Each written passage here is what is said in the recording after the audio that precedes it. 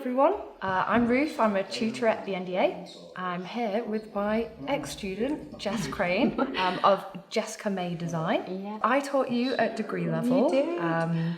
You graduated a few years ago. Yeah. Wanted to ask you, how did you find the course? Loved it, absolutely loved it. I was addicted to it, if I'm honest. The course is so amazing at forcing you to find your own answers. You know, it's a really interesting kind of industry as a whole, to be fair, but the course is really good at that side of things where they're not giving you the answers, but they're giving you the tools that you need to find your own answer. Absolutely. I started every single module thinking, how the hell am I going to do this? I remember every single time, probably rang you at least 3 times a week, like, just checking. That's what I'm there for, you know? Yeah, but then you will get there. It's just taking you time, and it's exactly the same with a project. You know, I start every single project and I'm like, okay, but then you get there. When you were studying, you know, you put so much detail into your designs, and especially into the concepts behind everything. Yeah. But what really started your passion for interior design? I wish I had like a really game-changing answer for this, and I don't.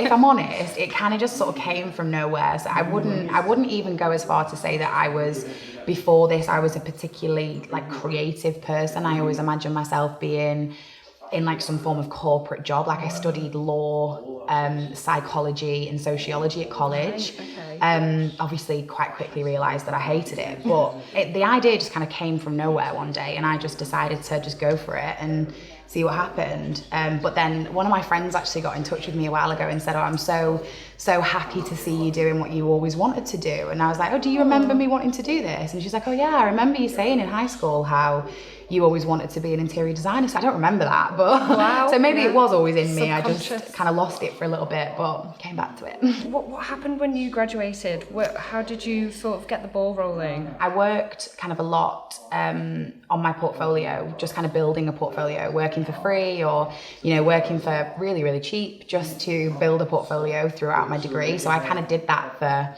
probably sort of 3-4 years whilst I was studying. And then when I graduated, I got my first project. It was actually just through someone finding me on Facebook, and that was like a big sort of farmhouse project. So yeah, I was like super excited about that one. And it's still today one of my favourite projects, and that was obviously like 3 years ago. Officially kind of started the business in the November of 2020. I was still working part-time at the time.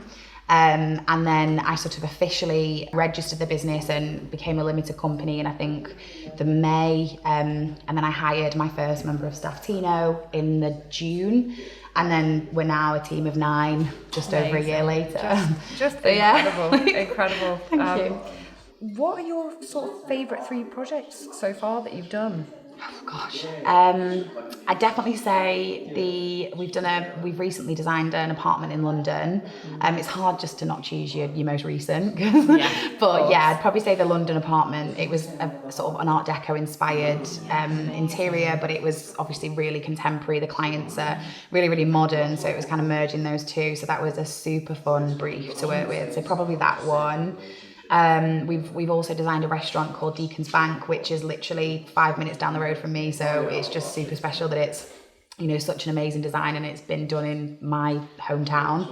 And then I'd probably say we've just designed a dental clinic as well, which is an amazing list of building. And yeah, that brief was super cool as well. But to be honest, all of them, I just love all of them. Everything we do is so different, so it's hard to have a favourite. What would you say your tips are for new designers, maybe students who have just graduated? I would say take it extremely seriously. Don't do it half-heartedly. If you want to do it, just go for it, but make sure that you have the knowledge in the software that you need. Software is huge. I wouldn't be here today without knowing how to do visualization. Yeah, so absolutely take the software of things, the side of things seriously. Take the time and put in the effort to learn it, because it's the easiest way of showing people what you're capable of. So I know a lot of people who I've spoken to in the past who don't do visualization, and it's hard to get your business off the ground because you have to wait for projects to complete. Whereas if you have visuals, you can show people what you're capable of within weeks. And that's how you get your clients excited It as is. well. It you know, is, showing them that final result of what you've done. Yeah. Absolutely. My tip for growing a business is to just go with your gut. You know your business better than anybody. So I'm sort of, there's been situations in my life where this studio actually is one of them. Nobody wanted me to do it. Everyone thought it was too early. It was a risk. You know, there was only 3 of the team at the time. And this studio came up and I was like, oh, I've got to do it. Like, I know how amazing this studio can be. And everyone was saying, Jess, it's too soon, you know, you're still in your first year, like, what are you doing? But I did it anyway, and it's now facilitated what we have. How worth it? Yeah, to go with your gut. Opinions of people that love you are super, super important, but at the same time, you know your business better than anyone. Exactly. You know the capabilities, you have the vision, and sometimes... You clearly have the confidence to get going, just so go why with not? It. Just do it. Well, thank you, Jess. No, you're welcome. It's been amazing to speak to you, and I'm sure we'll be back at some point. Following what you're doing, because I mean it's only going to grow more. We're really excited to talk to your team as well. Yeah, I know. I'm excited. So we'll be getting to that. But thank you, and no, you're welcome. Thank you for watching. Yeah, thank you.